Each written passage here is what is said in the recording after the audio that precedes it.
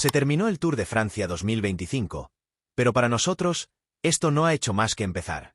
Porque si algo define a los que amamos este deporte es que, cuando la carrera cruza la meta en París, no sentimos alivio, sentimos vacío. Y el vacío se llena hablando, pensando, analizando, rumiando todo lo que el Tour nos ha dejado. Y lo de este año no fue normal. No fue un Tour más. Fue el Tour de Pogačar. Otra vez. Pero con matices. Con consecuencias. Con mensajes escondidos entre los adoquines de Montmartre y la superioridad brutal que asfixió la carrera desde la primera semana. Ya sé que algunos quieren pasar página, dejar atrás las etapas, los abandonos, los kilómetros. Pero no es nuestro caso. Aquí no estamos para contar clasificaciones. Estamos para leer entre líneas. Para entender por qué este Tour no solo fue una carrera dominada, sino una advertencia. Cuando un solo hombre decide lo que ocurre en cada etapa, algo se rompe. No vamos a quedarnos en lo evidente. Ya se ha dicho todo sobre los que lo hicieron bien, sobre los que decepcionaron, sobre los que se fueron al suelo. Este no es el espacio de las estadísticas. Este es el lugar donde las sensaciones toman el mando. Porque este Tour tuvo días emocionantes, sí, pero también días previsibles. Días de velocidad sin historia. De ataques anunciados. De victorias sin oposición. Y eso, aunque no lo queramos decir, deja huella. ¿Fue un Tour vibrante? Por momentos, sí. Pero también fue el Tour de la confirmación. La confirmación de que Pogačar está en otra dimensión. Que corre con un control que anula cualquier intento de rebelión. Que no necesita tener el mejor equipo para parecer invulnerable. Que no necesita atacar cada día para parecer eterno. Lo hizo en Hautacam.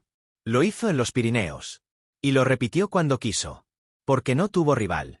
Ni siquiera Vingegaard, el campeón de los 2 últimos años, logró inquietarle más allá de un par de insinuaciones. Por eso este Tour se fue desinflando. Porque sabíamos que, salvo sorpresa mayúscula, el resultado ya estaba escrito. Y aún así, seguimos viendo cada etapa. Porque el ciclismo no es solo incertidumbre. También es expectación. Y este Tour nos enseñó que cuando el desenlace es previsible, la emoción no desaparece, pero se transforma. Y deja cicatrices.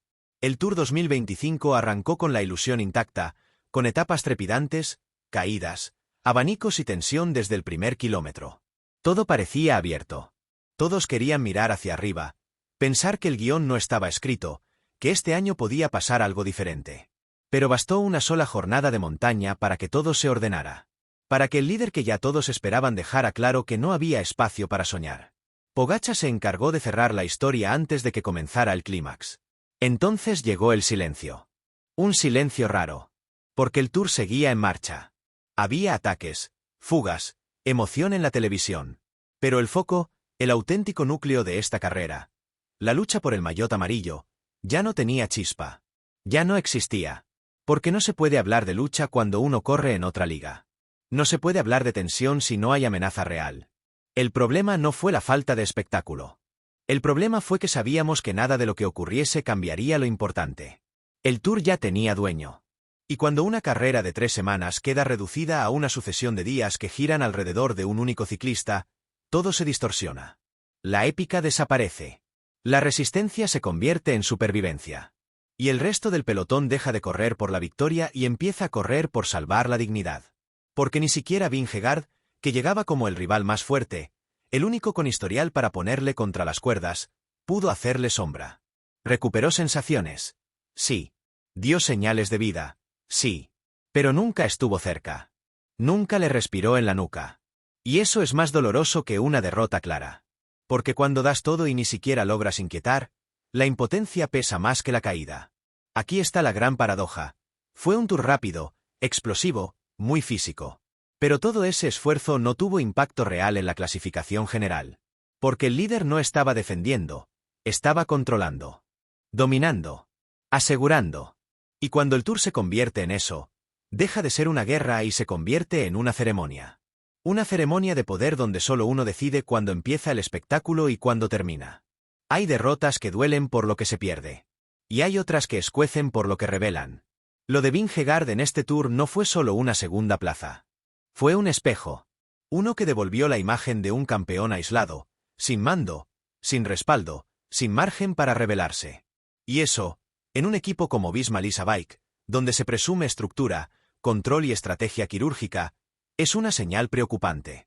La narrativa oficial dice que Vingegaard volvió a su mejor versión. Que su rendimiento fue incluso superior al de otros años. Él mismo lo confesó. En algunas etapas fui el mejor de siempre. En otras, el peor en años.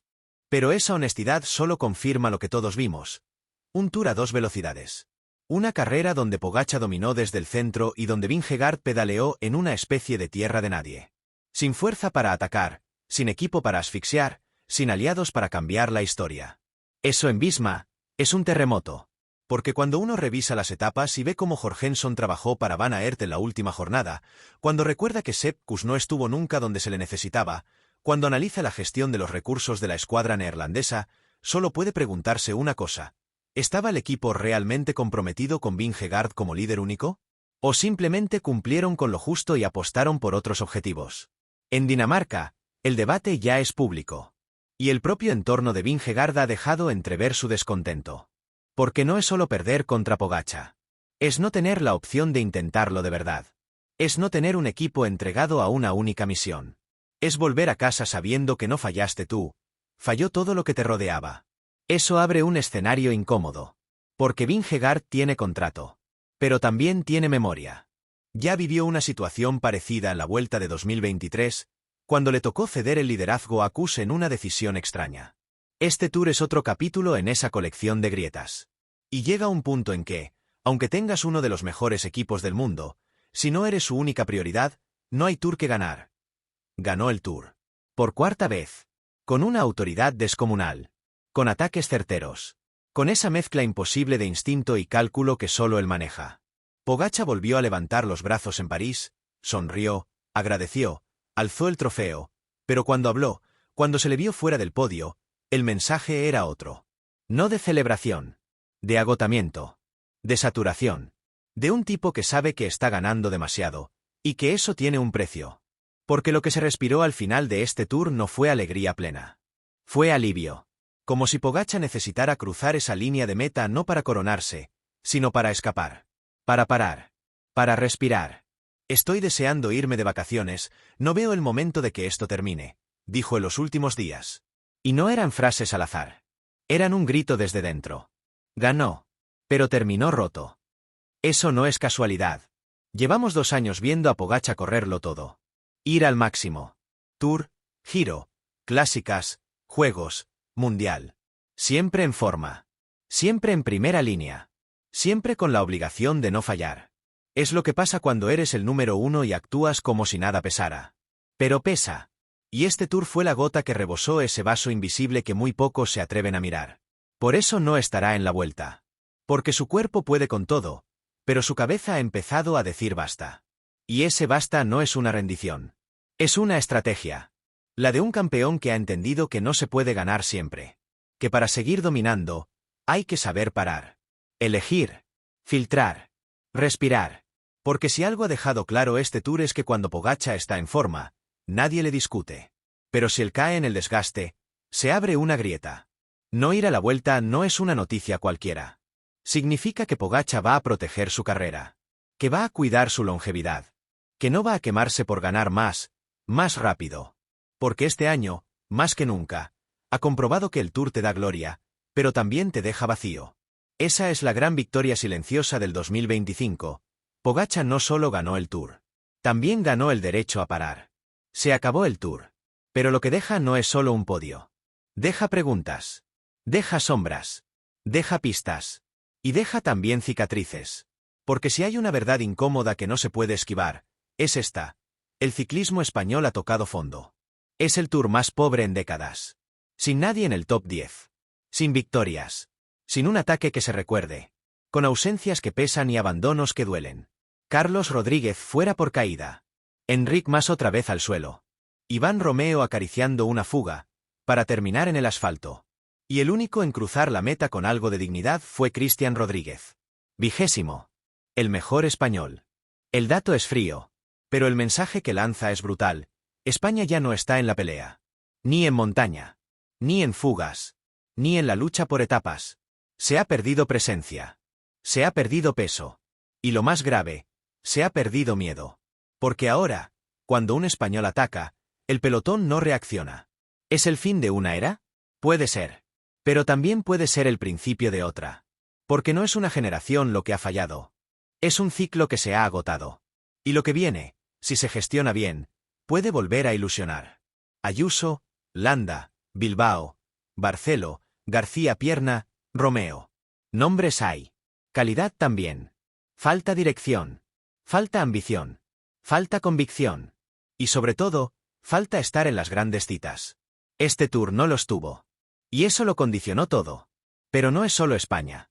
Latinoamérica también ha cambiado. Ya no está Nairo peleando podios. Ya no está Carapaz atacando en los Alpes. Ya no está Egan en su plenitud. Pero hay luz. Porque Narváez se dejó la piel por Pogačar. Porque Higuita volvió a ser combativo. Porque Evenepoel, Carapaz, Egan aún pueden escribir capítulos grandes. Pero hay que tener paciencia. Y no medirlo todo por una sola carrera. Porque esto es cíclico. Porque la clase no se pierde. Y porque, cuando vuelva a llegar el momento, ahí estarán. Entre todo este ruido, el Tour también envía señales. Como el crecimiento de Onley, como la solidez de Lipacuiz, como la despedida paulatina de Roglic, como la incógnita Evenepoel, que ya no quiere obsesionarse con ganar el Tour y apuesta por otra manera de correr. Como el rediseño del espectáculo, que debe dar más batalla antes del último puerto. Como la necesidad de repensar los equipos, sus liderazgos, sus estrategias. Porque el ciclismo está cambiando. Porque la era Pogačar no será eterna. Pero mientras dure, los demás tienen que encontrar no solo piernas, sino ideas. Y el Tour de Francia 2025 no se recordará solo por quién ganó. Se recordará por lo que nos obligó a ver, que en el pelotón actual hay mucho talento, pero muy poca rebeldía.